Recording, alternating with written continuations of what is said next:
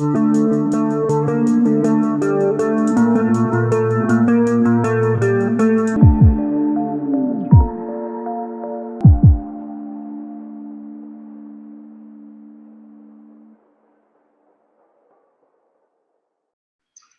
pessoal, tudo bem?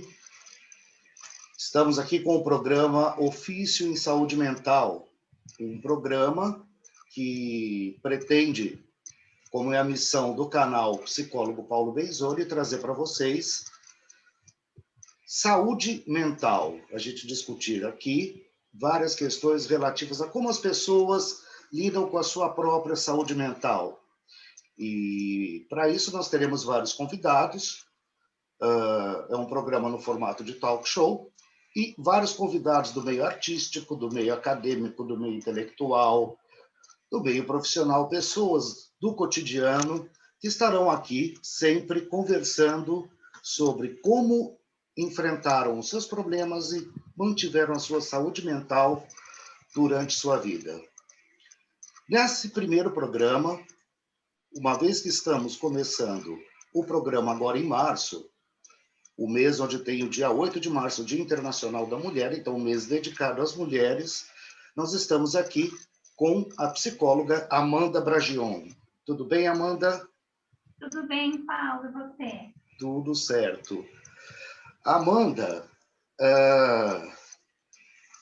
Bragion, ela é psicóloga, ela é pós-graduada em psicologia hospitalar e especialista em neuropsicologia, além de ter sido minha aluna em Araraquara, né, Amanda? Com muito prazer. E foi a minha primeira bolsista de iniciação científica com bolsa do CNPq, né, no programa PIBIC, sendo que é importante ressaltar o trabalho que a Amanda desenvolveu foi indicado para o Prêmio Jovem Cientista do CNPq, o que me deu muita honra, né? A Amanda, ela atua como psicóloga clínica, hospitalar e neuropsicóloga na cidade de Barra Bonita e Jaú. Você está trabalhando, Amanda? Isso, Barra Bonita e Jaú. Em Barra Bonita e Jaú, no interior de São Paulo. Barra Bonita, uma instância onde você tem a eclusa do Rio Tietê, né, Amanda? Sim, é uma cidade maravilhosa. Um bom passeio. E a Amanda, ela esteve à frente de um blog por 10 anos, o blog Linda GG. Apesar de toda essa titulação da Amanda, da excelente profissional em psicologia que ela é, nós vamos não falar só de psicologia, né, Amanda? Nós vamos falar da sua história com o blog Linda GG. E esse é o foco que a gente gostaria de estar trabalhando aqui e vai estar trabalhando. O blog Linda GG era um portal de comportamento associado ao universo plus size. E é dele que nós vamos estar conversando bastante. Seja bem-vinda, Amanda, um prazer tê-la aqui. Eu gostaria que você falasse um pouco para a gente sobre a sua história, tá? E eu sei que é uma história bastante interessante e como surgiu essa questão do blog na sua vida. Eu agradeço o convite, Paulo. Fico muito feliz de estar aqui. Acho que esse é o primeiro contato que eu tenho com você que não seja direcionado ou restrito às nossas pesquisas, publicações ou essa relação aluno-professor, como você mesmo disse, né? Então, eu fiquei muito feliz pelo seu convite para vir aqui conversar com você sobre esse meu histórico, que ele não é conhecido, é um assunto que eu raramente falo, então você abre uma oportunidade para abrir um pedacinho da minha vida aqui. Então, eu sempre colocando os cavalos selados passando na frente, né, Amanda? E a gente tem que pular no cavalo que está passando. Sim, essa história é importante você contar. A minha história com o blog Linda GG começou muito antes do blog nascer, né? Eu sou uma pessoa que nasceu uma criança gordinha, né? Eu nasci já uma criança justamente fofinha, cresci ao longo de todo o meu desenvolvimento gordinha, e a minha família família sempre teve uma forma muito saudável de lidar com isso. Minha família, né? Eu nunca tive uma pressão estética exercida dentro da minha casa, embora eu tenha uma irmã magra, embora os meus pais, ao longo de toda a sua história, tenham sido magros, mesmo que hoje não sejam, mas eu nunca tive a pressão estética dentro da minha casa. Mas, se a gente for pensar há 20 anos atrás como era esse cenário, a sociedade, de modo geral, não tinha o contexto plus size existente, né? A obesidade, ela era vista como uma doença, uma questão mórbida a ser corrigida. Sim. E a primeira vez que eu fui a um nutricionista para corrigir este problema foi aos 8 anos de idade. E eu me lembro de, com 8 anos de idade, subir na balança, pesar, levar uma bronca da nutricionista e descer da balança chorando, com 8 anos de idade. 8 anos. Com 8 anos. E aos 8 anos também foi a primeira vez que eu tomei medicamento para emagrecer, prescrito por endocrinologista. Então, eu falo isso só para contextualizar um cenário de 20 anos atrás, porque pensa nesse tipo de conduta sob uma criança que mal entendia o porquê era daquela forma, ou porquê o seu corpo estava errado naquele momento. E sempre fiz tratamentos. Esses tratamentos, tanto nutricionais quanto endocrinológicos, seguiram até os meus 16 anos de idade. E por mais que eu atingisse, sim, o objetivo de perder peso, nunca foi uma perda de peso que os profissionais consideravam satisfatória, porque o meu corpo, ele é assim. E como que você se sentia, Amanda? Antes de ir para nutricionista, como é que era a sua questão de como que você se via? Você achava que você precisava emagrecer? Então, como eu falei, dentro da minha casa eu nunca sofri pressão estética. Os meus pais nunca condenaram o meu corpo, de você é gorda, você precisa emagrecer. Então, eu não tinha essa referência de que eu precisava emagrecer. Isso foi imposto para mim pelos profissionais de saúde e pelas outras pessoas que direcionavam os meus pais a exercer esse cuidado sobre mim. Mas existe uma questão engraçada aqui dentro da minha casa, que eu tenho uma irmã 2 anos mais velha do que eu. Essa minha irmã é e sempre foi magra, e ela é muito inteligente, muito, ainda mais do que eu. E desde criança, nós temos um comparativo, que ela é a irmã inteligente e eu sou a irmã bonita. Então, como eu sempre tive traços fortes, assim, o olho marcante, o cabelo preto, lisinho, assim, a pele clarinha, eu sempre tive alguns traços que chamaram a atenção das pessoas.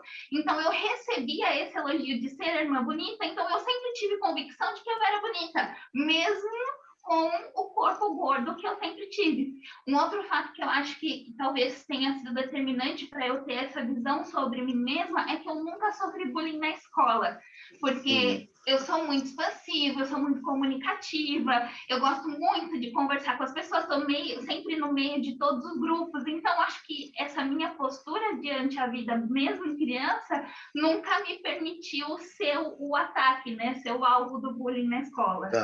Tentaram alguma vez? Você se lembra de alguma tentativa? Porque essa questão de visual, né? Essa questão estética e o autoritarismo da magreza, tentaram fazer algum tipo de bullying com você? No ensino médio, já grande, houve sim. Antes disso, no ensino fundamental, não. Eu sempre tive relações de amizade muito saudáveis, mas no ensino médio aconteceu sim. Existia um grupinho na minha sala que era muito hostil, e eu me lembro que em uma viagem dessas de excursão da escola, tiveram alguns ataques em relação ao que eu tinha almoçado, né? E aí foi a primeira vez que eu tive que lidar com a situação de alguém se incomodar comigo o suficiente por causa da minha aparência. Mas eu não gostava daquela pessoa na mesma proporção. Então, assim como aquela pessoa me atacou, eu, assim, utilizei mentalmente aquela pessoa, reprovei o comportamento dele e ficou por isso mesmo, não é algo que eu fiquei alimentando. A alegria de viver é maior, né, Amanda? É meio que isso. E aí, como é que foi isso tudo, digamos, desembocou no seu blog, no Linda GG? Com 16 para 17 anos, eu decidi que eu não queria mais fazer aquelas dietas, porque a minha última dieta, meu último acompanhamento foi excessivamente restritivo. Eu passei 2 anos, dos 14 aos 16 anos, sem consumir carboidratos, por exemplo. Eu não consumia doce, nada que tivesse açúcar, nada que tivesse carboidrato.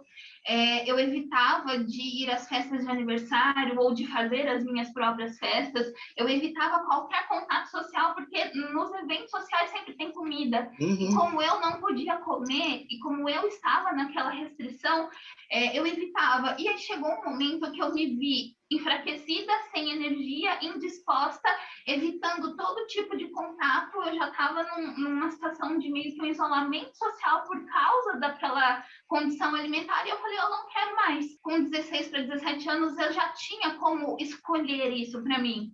E eu aceitei que o meu corpo era daquela forma, porque com 8 anos fazendo tratamentos, o meu corpo não havia mudado a sua estrutura. Então, eu entendi que eu era daquele jeito e falei, não quero mais. E a partir daquele momento, como sempre fui muito vaidosa, como sempre fui estimulada dentro desse universo feminino, né? Como tem uma mãe muito vaidosa, uma irmã muito vaidosa, eu escolhi esse caminho também. E eu sou da era digital. E Lógico. as meninas da minha época tinham. Eu nem lembro como é que chama, fotologs, uma coisa assim, lugares que postavam fotos. Só que eu queria uma coisa um pouco maior do que isso. E eu criei um blog. E Ah, eu criei o blog e nomeei como Linda GG. Engraçado que naquela época, GG era o tamanho maior de roupa existente. sim. Não existia a grade plus size para roupas. Então, eu coloquei ali na referência do meu blog o tamanho maior que existia na época. Né? Então, para ver o quanto esse cenário mudou de lá para cá. E ali eu comecei a falar sobre as minhas experiências de vida, sobre como era para mim, por exemplo, escolher as minhas próprias roupas quando era criança, porque enquanto a minha irmã tinha opção em qualquer loja que ela ia quando criança, eu lembro que as roupas de criança não serviam em mim. Eu Uhum. usava o P de adulto. Eu tenho até hoje o trauma do P de adulto, porque eu tinha que usar roupa de adulto, porque não existia roupa de criança no meu tamanho. Eu lembro de situações em que os médicos eram muito hostis comigo e com os meus pais por causa da questão do meu peso e do meu corpo. Eu lembro de querer sandálias na época das pessoas famosas, que eram a Xuxa, sandália das Uhum. Chiquititas e coisas assim, que eu nunca conseguia ter porque elas não fechavam no meu tornozelo. Então, era esse tipo de coisa que eu discutia no meu blog, né? Quando eu falo sobre o estigma do corpo, na apresentação que você fez, é sobre isso, né? O quanto o mercado não estava preparado para um corpo que existe, porque eu não era a única pessoa com aquele corpo. Tá. Existiam muitas crianças e ainda existem. E eu fui desbravando isso daí e um blog que rendeu. Comecei a falar sobre moda, enfim. E como é que foi a recepção, Amanda, dessa questão desse blog? Ah, porque, veja, você achou um canal, um caminho para gritar. Foi. A gente percebe aí do que você discorreu, do que você falou, que quanta pressão, caramba, praticamente 2 anos sem ir à festa de aniversário, sem fazer festas de aniversário, se isolando socialmente. Quer dizer, é uma pressão que pode facilmente levar ao que a gente chama de transtorno fóbico social, né? Um transtorno de ansiedade fóbico e a pessoa se isolar socialmente. Mas ali você foi resiliente, né? E isso é que é importante, é o movimento, né, do nosso da nossa cabeça, no sentido de buscar a saúde, porque a gente nasceu para ser saudável, a gente Uhum. nasceu para buscar a felicidade. E Sim. a sensação que eu tenho, você contando, e por já conhecê-la, já há alguns anos, não vamos dizer quantos, que o blog foi uma trombeta ali, que você falou, chega, Foi. e vou botar a boca no mundo. Quando você botou a boca no mundo, que reação teve? as pessoas inicialmente tratavam isso com um pouco de desdém, porque até então quem tinha acesso ao universo da moda era a mulher dentro de um padrão de beleza. E eu estava no extremo oposto desse padrão de beleza, mas junto comigo existiam algumas outras meninas em cada lugar do país começando com isso também. Então eu me senti de uma certa forma acolhida. E existe um público muito grande carente desse tipo de informação e desse tipo de acolhimento, que também precisava de chega. E quando o meu blog foi ao ar, essas pessoas facilmente se identificaram com o meu conteúdo.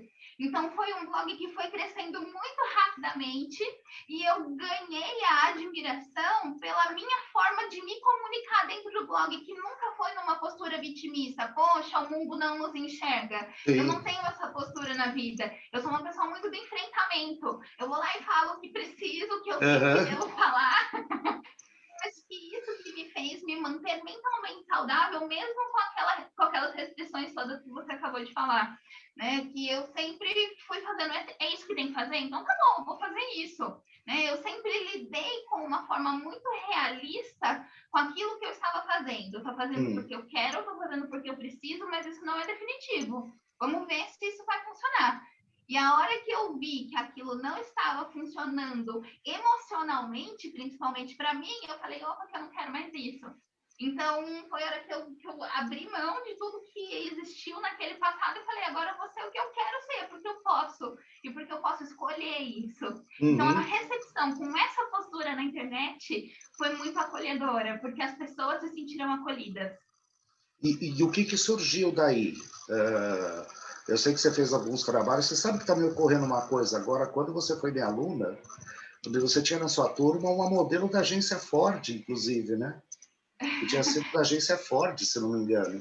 Não foi a agência Ford, mas eu fui agenciada por uma outra agência. Não, mas na tua turma de faculdade... Ah, tinha, a Vitória. E que era uma modelo. Ainda é. Mas aí eu sei que você teve outros desdobramentos disso, né? Como é que a coisa aconteceu aí? As pessoas não imaginam muito como acontece isso na internet, mas como eu postava fotos das minhas roupas, onde eu encontrava essas minhas roupas, combinações que eu podia fazer mesmo tendo um corpo gordo, as marcas começaram a se identificar com esse meu corpo e começaram, via internet, a me contratar para publicar as roupas que elas produziam. Então, marcas de roupa plus size me contatavam e me enviavam roupas para que eu pudesse fotografar com as roupas dessas marcas todas e ir publicando no meu blog, falando sobre isso. Então, começou inicialmente como uma forma de patrocínio. Depois elas começaram a me pagar para fazer isso. Então, eu comecei, depois de alguns anos de blog, a entender que aquilo era um trabalho, não era só uma via de comunicação e protesto, assim. E mais para frente, quando eu já morava em Araraquara, na época da faculdade, uma vez andando na rua, um olheiro me achou e falou, porque eu quero você para trabalhar na minha agência. E ele queria que eu fotografasse para modelagem plus size mesmo. Então, eu fiz campanha de lingerie, eu fiz algumas campanhas de roupa, eu fiz catálogo, eu fiz programas de televisão, enfim, tudo por causa da imagem que sempre foi combinada, mas que para mim era absolutamente natural. E sabe uma coisa que eu achei legal que você falou agora? Você falou, porque eu tenho um corpo gordo, né? As pessoas usam um certo eufemismo, né? O que é o eufemismo? É você tentar diminuir a intensidade das palavras. Então, eu falei assim, eu tenho um corpo obeso.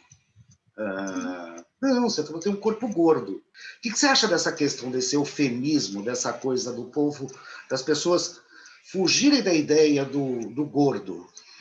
A gordura é muito mal vista, né, Paulo? E tentam amenizar essa questão da gordura em relação à estética, usando esses eufemismos mesmo. É um corpo obeso, um corpo gordinho, um corpo plus size, vão dando outros nomes para a mesma coisa. Mas a realidade é que tudo isso diz respeito a uma única coisa, que é o corpo gordo. Então, se é normal falar a pessoa tem um corpo magro, por que é errado falar a pessoa tem um corpo gordo? O formato do corpo magro está tudo bem, e o formato do corpo gordo também está tudo bem. E existe uma coisa dentro disso que eu acho importante falar, que mesmo que eu sempre tenha aceitado e a minha família também tenha lidado de uma forma muito positiva em relação a isso, nós nunca abrimos mão, como eu disse, de todos os tratamentos que pudessem ser feitos para garantir qualidade de vida e saúde. E eu sou uma pessoa que desde criança sempre pratiquei atividades físicas. Então, o meu corpo gordo não representava um corpo doente ou um corpo desprovido de saúde física. Então, as questões de... Acho que isso é importante, né? As questões relacionadas a triglicéridos, colesterol, que é sempre a bandeira contra a gordura, sempre foram ok com você? Sempre, a gente sempre fez esse monitoramento, né? Com um endocrinologista, com um nutricionista, clínico geral, sempre foi uma questão muito importante. E nunca tive alterada em absolutamente nada sobre isso. Então, por que emocionalmente eu ia patologizar o meu corpo se fisicamente ele estava bem, embora ele tivesse um tamanho que as pessoas não considerassem comum, né? Não considerassem normal? Eu sempre vi o meu corpo como absolutamente normal, assim como era dentro da minha casa, da minha irmã, como um corpo magro. Como que as mulheres plus size, as mulheres gordas, reagiram ao seu blog e à sua imagem como porta-voz da mulher bela, feminina e gorda? Vamos continuar com esse termo. Como existe um estigma muito grande, um preconceito muito grande em cima do público feminino, de modo geral, as pessoas que têm o mesmo corpo que o meu ou que passaram por situações parecidas com as minhas em relação à pressão estética, à tentativa de emagrecimento, elas, por uma questão às vezes de autoestima, às vezes de incentivo, enfim, não se sentem preparadas para falar tão abertamente sobre isso. Então, elas me viam, de fato, como um porta-voz. E aí, eu tinha um espaço dentro do meu blog onde elas mandavam mensagens contando as histórias de vida dela, meio que como um espaço para desabafo, e eu, tirando identificações, publicava as histórias dessas pessoas, e o meu público ia lá nos comentários e aconselhava essas pessoas, acabava virando uma interação super positiva, e isso foi fortalecendo emocionalmente essas outras mulheres, porque justamente elas se sentiam acolhidas e se identificavam comigo e com as outras pessoas. E você, como se sentiu vendo isso tudo acontecer? Onde que isso tudo tocou a Amanda, na saúde mental da Amanda? Mesmo sem saber, Paulo, eu acho que ali eu já era um pouco, como eu já estudava psicologia naquela época, eu acho que um pouco do que eu ia aprendendo sobre comportamento na faculdade, eu colocava ali, nessa questão de pensar sobre o mundo a partir do olhar do outro, de ter empatia em relação ao outro. Então, eu, Amanda, fui colocando isso ali dentro do meu blog como uma regra majoritária, assim, aqui dentro desse espaço, todo mundo vai ter empatia com todo mundo, sabe? No que esse blog e essa reação das mulheres ajudou a Amanda, no sentido da Amanda ter mais qualidade de vida, mais bem-estar e mais saúde mental? Não que você não tivesse. O blog me serviu para fortalecer ainda mais a minha autoestima. E ele me trouxe muita autoconfiança. Quando eu vi que a minha imagem era validada, que o meu discurso era validado, que eu, com essa junção de imagem e discurso, era socialmente aceita, e mais do que isso, era importante para as outras pessoas, isso serviu como um reforço positivo, vou usar esse termo, para aquilo que eu era. Um acolhimento que eu nunca tinha tido na minha vida inteira, fora da minha casa, eu passei a ter. Então, isso me fez construir uma imagem muito de projeção, assim, muito de me lançar ao mundo sem medo do que vai estar do outro lado. Porque na internet, a gente nunca sabe quem está do outro lado da tela. Então, isso me fortaleceu num sentido de que hoje, por exemplo, quando eu assumo uma sala de aula, eu não me importo tanto como é que as pessoas vão me julgar ali dentro, se elas vão gostar ou não do que elas estão vendo em mim. Eu sei o que eu vou oferecendo para eles. E aí isso acaba virando, pela espontaneidade, uma identificação natural. E isso é em todos os contextos onde eu estou hoje inserida. A gente busca, né, como até um dos vídeos que eu coloquei da questão, onde eu falo da questão da autopoiesis, o quanto que o ser humano, né, o sistema humano consegue se reconstruir e sempre está buscando novas situações. Só para o público, para a gente saber, essa brincadeira do cavalo selado, eu ouvi uma vez de uma pessoa a seguinte expressão, que a pessoa virou para mim e falou assim: Paulo, se você está sentado, passa um cavalo selado, o que é que você faz? Subo no cavalo, né? Aí a pessoa falou assim: é assim que a gente tem que fazer na vida. E eu peguei e repassei isso para Amanda uma vez.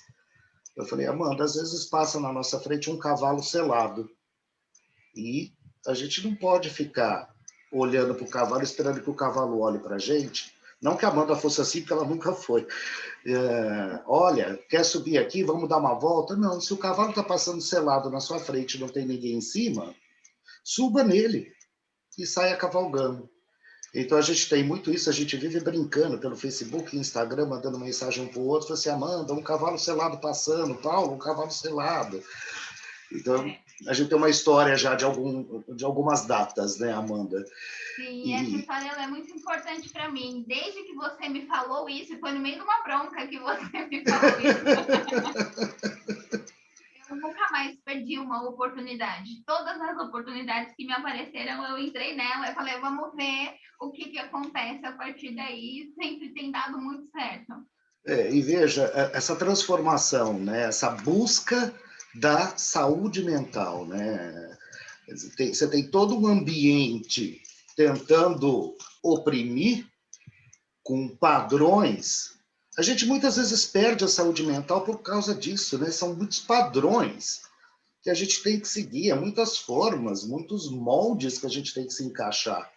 E isso vai sufocando. E eu sempre digo que a gente é que nem uma panela de pressão, a gente tem que ter válvulas de escape, tem que ter coragem, tem que, de repente, pegar e dar um grito e, às vezes, a gente pode ir dando gritinhos pequenos, mas buscar a nossa própria saúde mental. Então, para que serviria a psicoterapia, né, Amanda? Estamos aqui 2 psicoterapeutas, 2 psicólogos.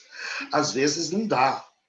Às vezes é muito difícil, a gente não consegue achar saída. E o papel da psicoterapia qual que é? É te ajudar a achar essa saída, né?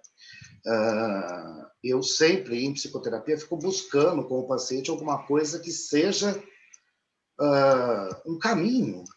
E muitas vezes ele encontra, a gente acha um caminho e a pessoa segue por aquilo. Hoje essa questão plus size já está aí muito comum. E uma coisa também que me ocorreu, né?